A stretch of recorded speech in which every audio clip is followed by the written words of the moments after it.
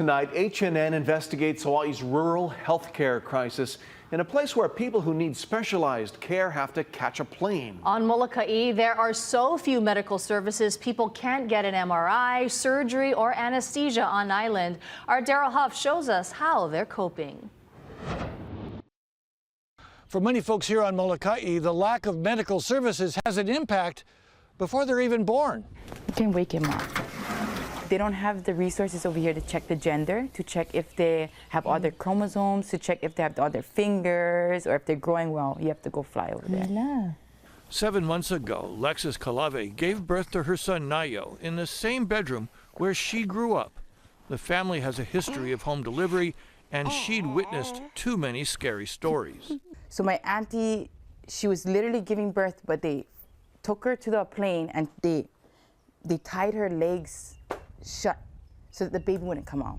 Molokai Hospital doesn't have the capability for advanced imaging, surgery, or anesthesia, so many moms, especially those with risky pregnancies, deliver off-island. So on-island midwives, especially trained in Native Hawaiian practices, play a major role, and that was Lexis's choice. I just felt all these scenarios that I'm hearing that happen to people that I know close to me, it could happen to me. So I knew if I was in my own home, I would feel way more comfortable with anything that happened. And things did happen. The cord was fine, wrapped around his neck. I birthed him out, and she unwrapped it, and she didn't, nothing, it was nothing to freak out about, and he cried 1 minute later.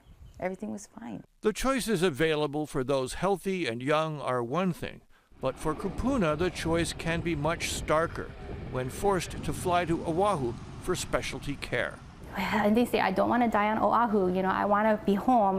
There's a chance I might get worse. I don't want to get stuck there. Dr. Kaohimanu Dang Akiona is the only MD in private practice on Molokai, taking over the clinic founded by Dr. Emmett Oluli, who died a year and a half ago. She struggles to engage people with a medical system that seems to have passed the island by. Usually some of the elderly, so Kupuna, and they just go, more better I die. Humbug like that, you know, that's too much humbug. Why go? Why even try? It's a challenge to be old on Molokai. It really, really is. So, yeah, I've heard Kupuna say, I give up. We met Auntie Kaui Manera at a house in Kaunakakai repurposed by the county into the Molokai Kupuna program. Come on in, Auntie. Where services aim to keep seniors healthy and mobile.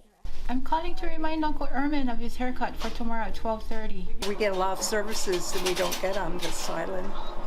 We get forgotten by the other islands. For Mary Kalilikane, a foot and leg massage from Chisa Kalani will help keep Mary on her feet.